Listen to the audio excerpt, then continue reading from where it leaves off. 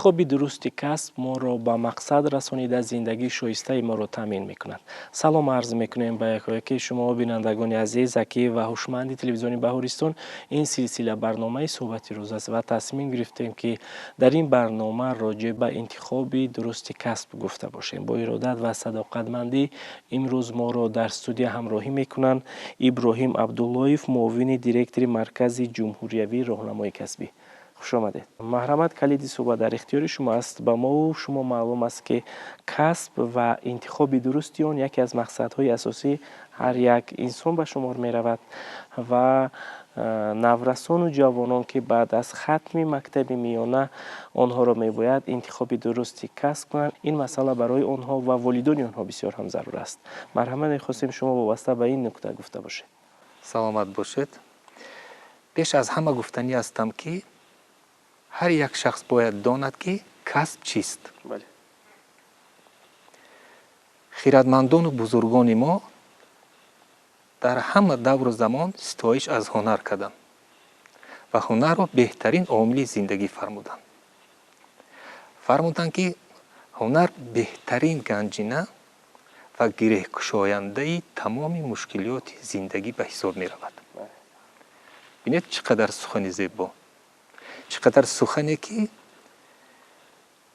یک حیات عمر برای زندگی هر یک کس تعلق دارد. دیر یا زود هر یک شخص باید کسبی را انتخاب نماید.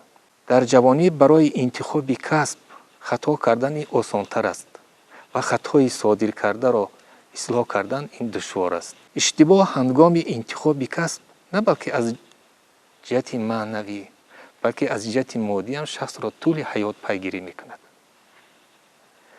برای همینم باید هر یک شخص، هر یک نوجوان، هر یک ختم کننده مؤسسه تحصیلات میانه عمومی درباره انتخاب درست کسب فکر و عقیده خودش داشته باشد و این فکر و عقیده را جدی در قلبش جا کند که آینده آن کس وابستگی کلان دارد به انتخاب درست کسب. ما نمایندگان مرکز جمهوری راهنمای کسبی باید همه وقت هدایتگری انتخاب درست کسب جوانان باشیم. باید ما فراموش نکنیم که کسب را از روی دانش، از روی فهمیش، از روی ذوق و هوس انتخاب میکنند، نه بلکه کسی که برای ما درباره کدام یک کسب گپ زند و محبت هوس در دل ما پیدا شود ما را هم کسب انتخاب کنیم. این نادرست است. انتخاب کسب باید از خود کسب باشد. چه خیلی که پیشوای ملت پرزیدنت جمهوری تاجیکستان محترم امامعلی رحمان گفتند پدر و مادران باید از روز اولی تولد فرزند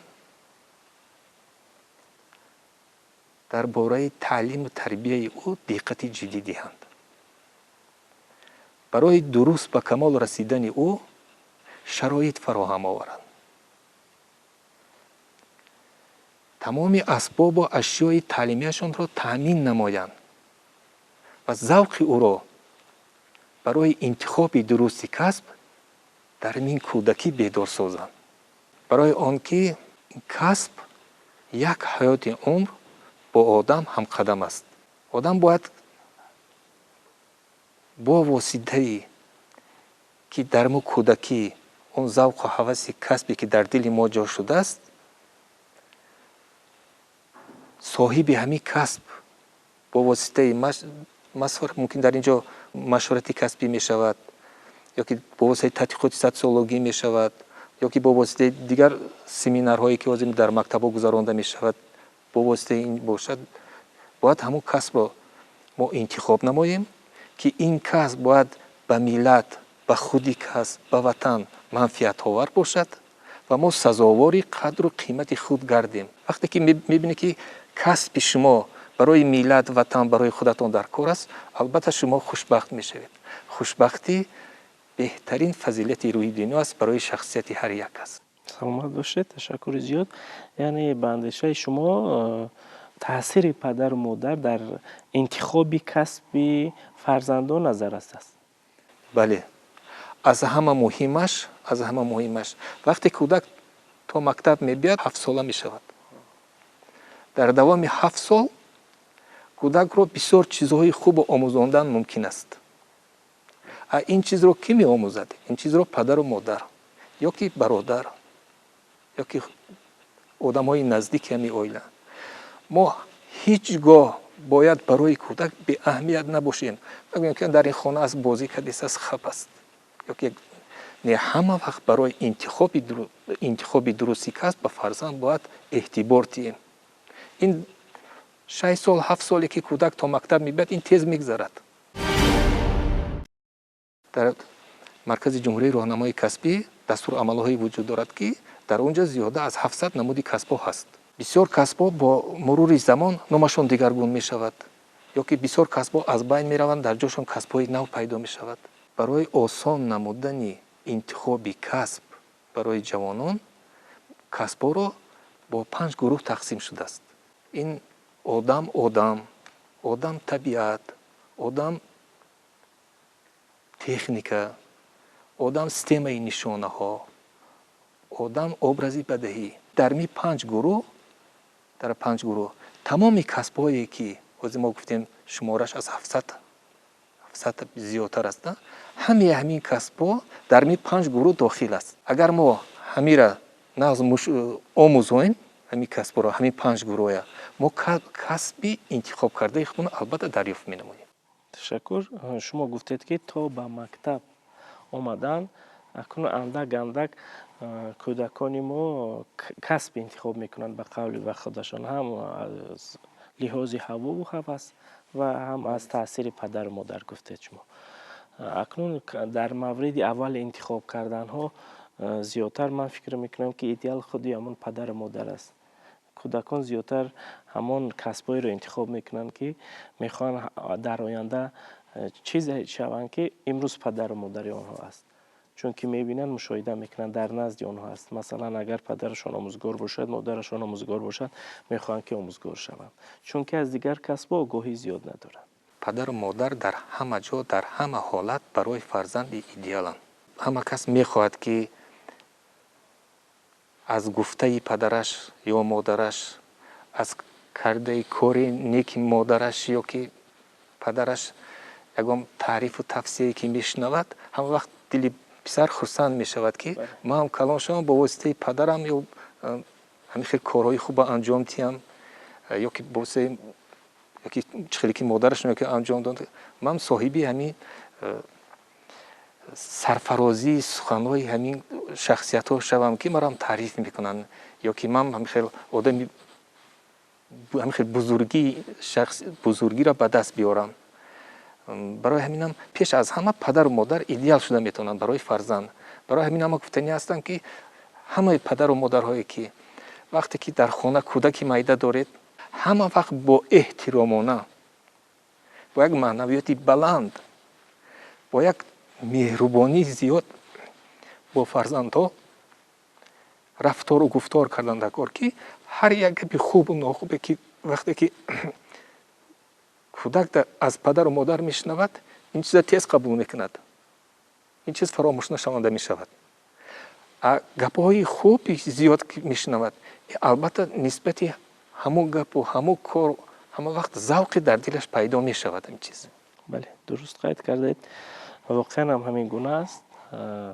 то ба мактаб боз ҳам гуфтем, ҳар чизе ки падару модар мекунад, ҳар рафторе ки падару модар мекунад, ҳар касбҳоеро ки мавриди назари кӯдак аст аз ҷониби падару модар, ҳатман ки ба он кӯдак майл мекунад. мусаллам аст ки пеш аз интихоби касб дар назди мо шуғл меистад. мехостем вобаста ба ин гуфта бошед шумо ки шуғл аз касб то кадом андоза фарқ дорад ва миёни онҳо чӣ меистад? бинед ки дар ин ҷо ин маркази ҷумҳурии роҳнамоии касбӣ аст. дар назди агентии меҳнат ва шуғли аҳолӣ. дар навбати худ агентии меҳнат тааллуқ дорад ба вазорати меҳнат, муҳоҷират ва шуғли аҳолӣ. дар ин ҷо ғайр аз марказ бо шуғлҳо ҳастанд ки дар ин шуғлҳо асосан корҷӯён, бекорон, умуман ҷавонон аз он ҷумла гуфта намунам маъюбон дар ин ҷо мебиёнд барои интихоби касб барои дарёфт ёфтани касб муроҷиат мекунанд. дар ин ҷо ҳамин шуғлам мавқеи кории худаша дорад ки ҳамин касбҳоро ба ҷои кор таъмин намояд. ва дар ҷумҳурии мо чӣ қадар корҳое ки ҳаст ҳамон номҳои корҳо номҳои ширкатҳо корхонаҳо муассисаҳо дар шуғлам вуҷуд дорад ки аз рӯи ҳамон номаҳо онҳо метавонанд ки корҳои хушона дарёбанд ки дар куҷо аст чӣ кор аст чӣ қадар музди меҳнат дорад чӣ қадар соати корӣ дорад ва дар шаҳр ё ки дар қишлоқ ё ки дар район ҷойгир аст. дар ин ҷам ҳамин шуғл мавқеи кории хуша нисбати касб нисбати интихоби касб нисбати кор таъмин намудани ҷавонон мавқеи хуша дорад. маркази ҷумҳуриявии роҳнамоии касбӣ пайваста миёни хонандагони синфҳои болоии муассисаҳои таълимӣ машварат омӯзиш курсҳои махсус ва чорабиниҳои васеъро вобаста ба касб интихоби касб ва муаррифии касб мегузаронад. то имрӯз ин марказ то кадом андоза ҳадафҳои худро тавонист ки миёни насли имрӯз пиёда кунад ва натиҷаҳо чӣ гуна ҳастанд? ҳадафи асосии маркази ҷумҳуриявии роҳнамоии касбӣ ин роҳнамоӣ намудан дар роҳи дуруст ҳидоят намудани ҷавонон хатмкунандагони муассисаҳои таҳсилоти миёнаи умумӣ барои интихоби дурусти касбашон ёрии амалӣ расондан аст. барои ҳаминам маркази ҷумҳурии роҳнамоии касбӣ дар ин марказ вуҷуд дорад шуъбаи тадқиқоти социологӣ шуъбаи машворати касбӣ шуъбаи интихоби дурусти касб. ҳамин шуъбаҳо бо воситаи ҳамин шуъбаҳо дар аксар мактабҳои ҷумҳурӣ семинарҳо гузаронда мешавад. мо агар ҳозир назари хатмкунандагони муассисаҳои таҳсилоти миёнаро гирифта бошем ба ин назар қарибе ки дар аксар мактабҳо семинарҳо гузаронда мешавад ки дар ин семинарҳо бо воситаи гузарондани тадқиқоти социологӣ бо воситаи гузарондани машворати касбӣ чиғире ки гуфтем бо воситаи ҳамин хел семинарҳо ҳамин ба хатмкунандагон расонда мешавад ки чӣ қадар касбҳо вуҷуд дорад кадом касб барои ки чӣ манфиат дорад ки кадом қобилияти касбро омӯзиш дорад омӯхтани кадом касбро омӯзиш дорад метавонад барояд. барои ҳаминам хатмкунандагонро шавқманд менамоянд ва ба қалби ҳамин хонандагон мерасонанд ки манфиати интихоби дурусти касбро барои он ки чӣ хеле гуфта гузаштем дар дунё касбҳо бисёр аст лекин ҳама кас ҳам дар бораи ин касбҳо тасаввурот надорад намедонад. вазифаи мо аз ҳама муҳимаш ин аст ки мо ҳамин касбҳоро ба қалби ҳамин ҷавонон расонем ки дар дунё ҳамин касбҳо вуҷуд дорад ҳамин касбҳо дар куҷо нағз омӯзонда мешавад ва дар бозори ҷаҳонии имрӯзаи мо кадом касбҳо талаботи зиёд дорад. баъд муҳимаш ин ки бо ҳамин касб чӣ манфиат дорад барои худи шахсияти худ барои миллат барои ватан. таваҷҷӯҳи интихобкунандагон чӣ гуна аст имрӯз? шумо ки зиёдтар дар мактабҳои миёна бо хонандагони синфҳои 9, 10, 11 суҳбат мекунед, вохӯриҳо мекунед. зиёдтар кадом касбҳоро интихоб мекунанд? кадом ихтисосҳо мавриди назари онҳо аст имрӯз? мо бисёр вохӯриҳо дорем бо хатмкунандагони муассисаҳои таҳсилоти миёнаи умумӣ. аз аксари ин хатмкунандаҳо мо мешунавем ки он касо бояд духтур шаванд ё ки аз писарҳо фаҳмида мешавад ки дар возарати корҳои дохилӣ бояд кор дароянд. духтарҳо бо аксараш мешунавем бо журналист шаванд.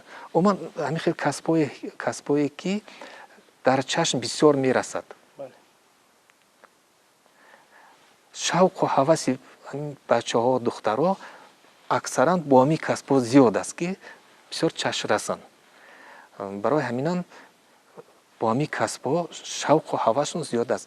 лекин чӣ хеле гуфтем, ҳамин семинарҳо дар аксар мактабҳо гузаронда мешавад. лекин дар вақти интихоби дурусти касб бо як норасоӣ мо ҳама вақт рӯбарӯ мешавем. инам мавзӯи рӯз шуда истодааст, ҳамин интихоби касб, ки касбро бисёр бачаҳо такя мекунанд бо наздиконашон дар вақти интихоби касб, ё ки ба дӯстонашон, ё ки аз рӯи гуфтаи падару модар. интихоби касб бояд аз худи касб бошад. шуъбаи тадқиқоти социологӣ шахсияти худи касбро муайян мекунад. мо гуфта метавонем ки ҳамин писаре ки омадааст барои интихоби дурусти касб, бар кадом интихоби касб ҳамин касб қодир аст. маркази ҷумҳурии роҳнамоии касбӣ ин ройгон аст.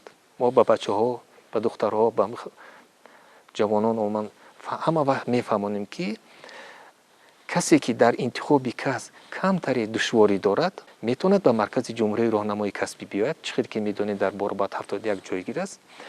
хизматрасонии мо ройгон аст.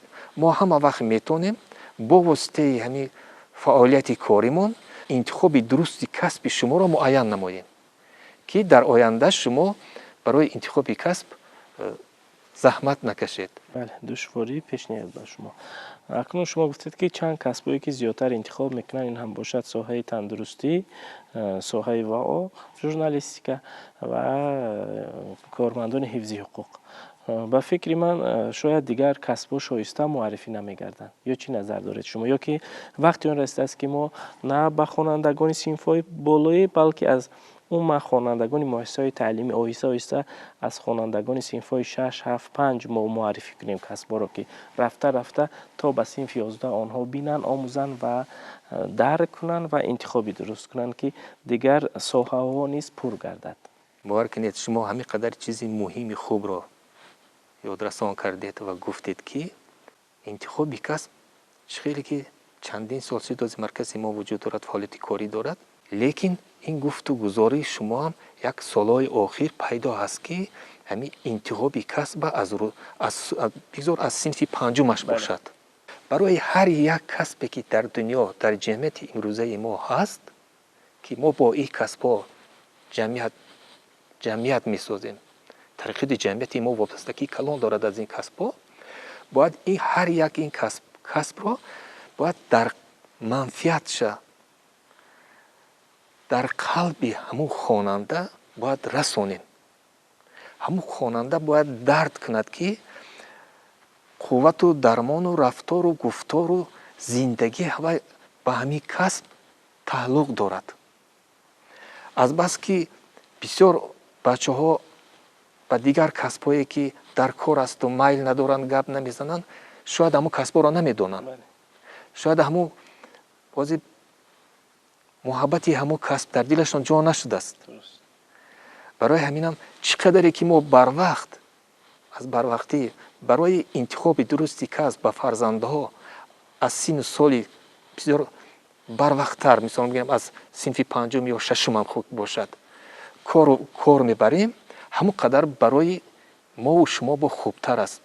умуман хубтар аст барои ҳамин фарзандҳо. вақте ки фарзанд соҳиб ақл мешавад ё ки соҳиб касб мешавад, вай касби худаша дӯст медорад, аз касби худаш фоида мебинад ва қадр қимати он касб ҳис карда мешавад. ин бисёр муҳим аст. ӯ фарзанд дигар ҳеҷ вақт ба хатогӣ роҳ наметиҳад. вай манбаи даромаду манбаи ёфтани қадр қимати худашро ёфт ва ҳама вақт ҳамун кору фаъолияти худашро бо хубӣ анҷом метиҳад, ки корш бисёр фоиданок бошад, корш бо манфиат бошад дар дунё, дар ҷамъияти мо шумо. дар муассисаҳои таълимӣ фанне мехонанд бо номи технологияи меҳнат ё ин ки касбу ҳунар. ба андешаи шумо ҳамчун як мутахассис соҳа то кадом андоза ин самтро ин фанни таълимӣ пурра мекунад ё ин ки дар шоиста муаррифӣ кардани касбҳо мусоидат мекунад? вақте ки омӯзгорон дар бораи ин касбҳо гап мезананд, معرفی میکنن کسب و کار رو. طلبه ممکن که یک روزانه در مکتب است. ممکن این فن در یک هفته یک بار میخواند. تا هفته دیگر در تاثیر دیگر درس ها هست، دیگر فن ها هست، تاثیر دیگر کار ها هست، در تاثیر خانه، در تاثیر گفته پدر و مادر هست. لیکن نسبت همین کس کم اعتبار میتین. ما باید همین تکنولوژی انتخابی کسب رو باید افزونتر گردانیم، خوبتر گردانیم که همه وقت منفعتش برای بچه ها، برای طلبه ها، بچه ها زیادتر باشد. باید پدر و مادر هم داند که پسرش کدام فن رو انتخاب کرد، کدام اختصاص رو انتخاب کرد. کار کردن در باره این فن نه بلکه آموزگار یا که آموزگاران، بلکه پدر و مادران اعتبار دهند. درست. که همین فن آینده شما است. درست.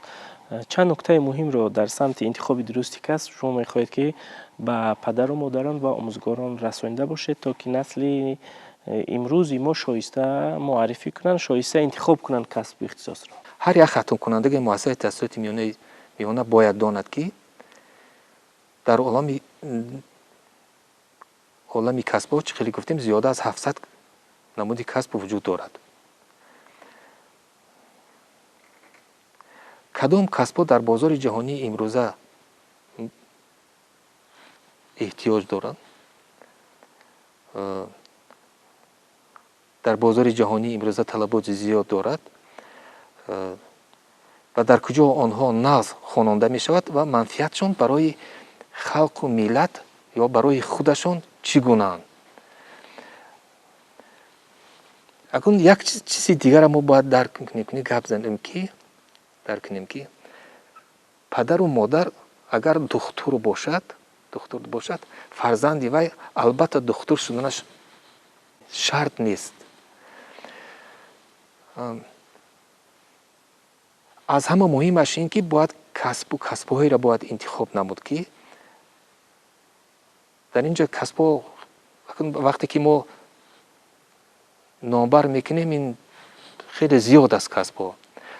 همین دنیایی که ما و شما زندگی میکنیم همش با واسطه همین کسب‌ها ما و شما سرجم شده است. با واسطه همین کسب و کاری ما و شما ساخته شده است. باید فرزند باید کسبی رو انتخاب کند که پدر و مادر همه وقت از کسبی که گفته یاوی سرفراز باشد. چقدر که میگن پیشو مرد میانی خلق بالا کرده سر تا سرافرازی پدر گوید که من دارم پسر.